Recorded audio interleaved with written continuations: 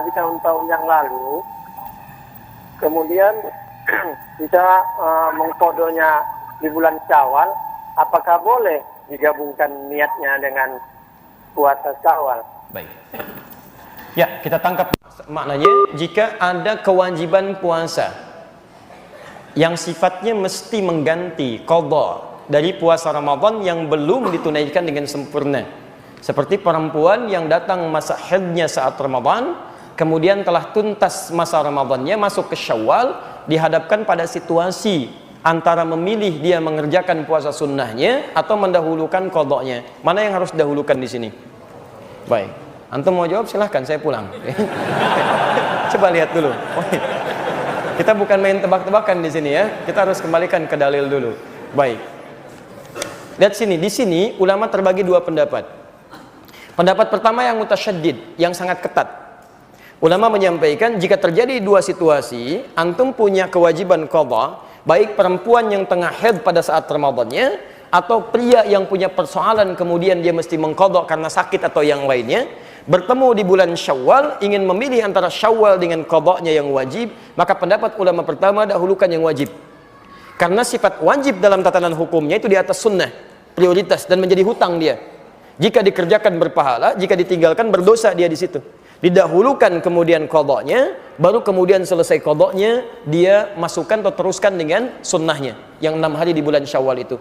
Jika dia mendapatinya, alhamdulillah. Jika tidak mendapatinya dengan keinginan dan niatnya, maka pahalanya dituliskan di situ.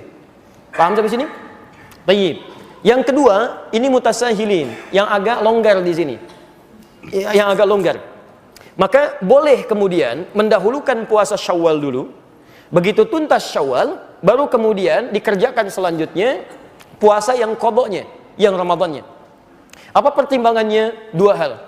Pertama, ayat Qur'annya menunjukkan di Al-Baqarah ayat 184 itu, lihat kalimatnya ayyaman ma'dudat. Faman kana minkum maridha aw 'ala safarin fa iddatun min ayyamin ukhra. Puasa tunaikan di beberapa hari yang ditentukan, bulan Ramadan.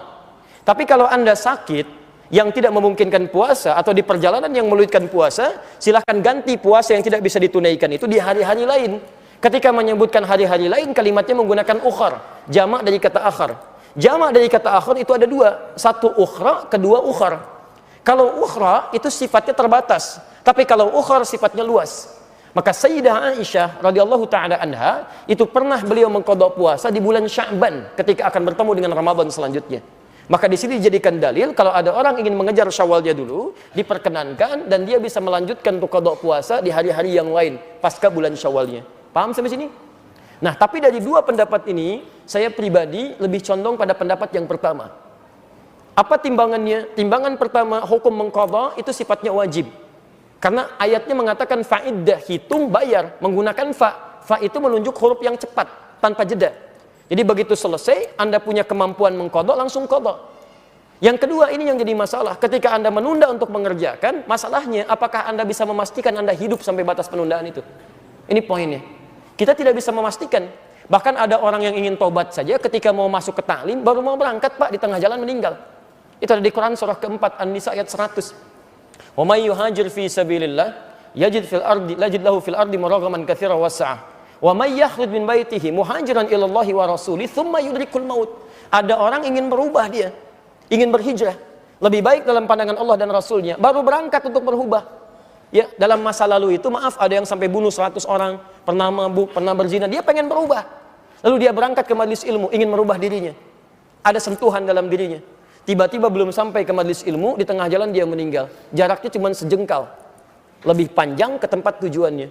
Maka Masya Allah, pahalanya dituliskan oleh Allah, surga baginya. Faqad waqa'a ajruhu 'ala Allah. Berangkatnya dihitung sebagai tobatnya, langkahnya dihitung sebagai ikhtiarnya, maka dituliskan pahalanya. Faqad waqa'a ajruhu 'ala Allah. Anda bisa kebayang nggak? Pernah bunuh 100 orang, sering berbuat maksiat, dari mabuk macam-macam. Dia pengen tobat, dia berubah, belum sampai ke majelis ilmu, diampuni dosanya, dia meninggal dunia.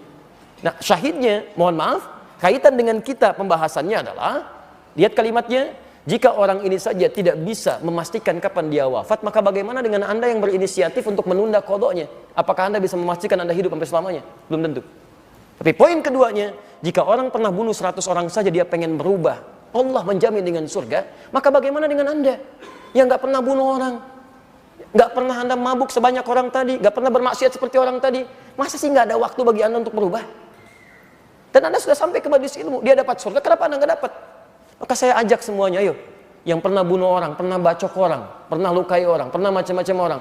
Tiba saatnya Anda berubah, Anda mau sampai kapan lagi begitu? Kalau dengan keterangan ini, dengan contoh ayat tadi, dengan kisahnya, belum menyentuh Anda berubah, mau sampai kapan seperti itu? Kalau Anda ingin bertahan dalam keburukan, maaf, Anda tertinggal. Fir'aun lebih duluan dibandingkan Anda. Lebih jagoan, dan dia lebih hebat dibanding Anda. Punya bala tentara, pernah mengaku Tuhan, pasukannya dahsyat. Anda siapa? Tidak lebih buruk dibandingkan Fir'aun. Dan Anda punya peluang untuk berubah. Anda pernah jadi pemabuk? Ayo, sekarang saatnya berubah.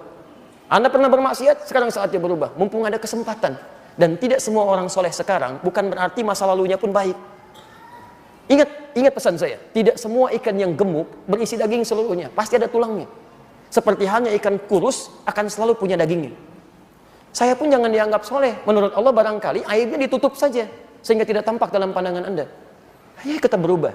Ya, dan kesolehan itu tidak diukur dengan selalu harus dekat dengan persoalan agama. Mungkin Anda jadi pengusaha yang soleh. Manfaatkan harta Anda untuk meraih surga Anda.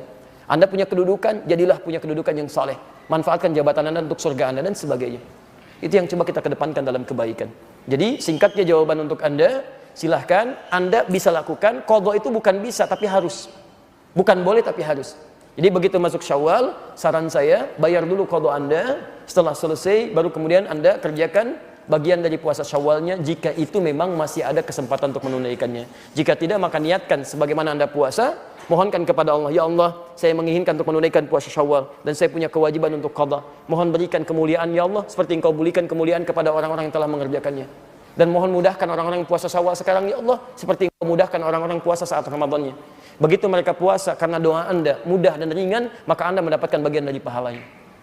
Paham sampai sini?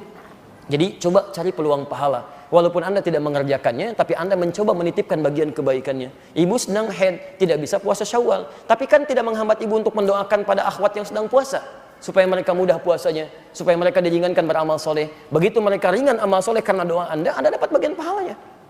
Dan itu yang tidak ketahuan, mungkin itu yang meringankan kita di akhirat nanti dari kesalahan kita dan memberikan beban berat kita ketika ditimbang di mizan. Semoga Allah Subhanahu wa taala memuliakan Anda yang bertanya tadi dan memudahkan bagi Anda dari Allah Subhanahu wa taala untuk nyaman dalam menunaikan ibadah.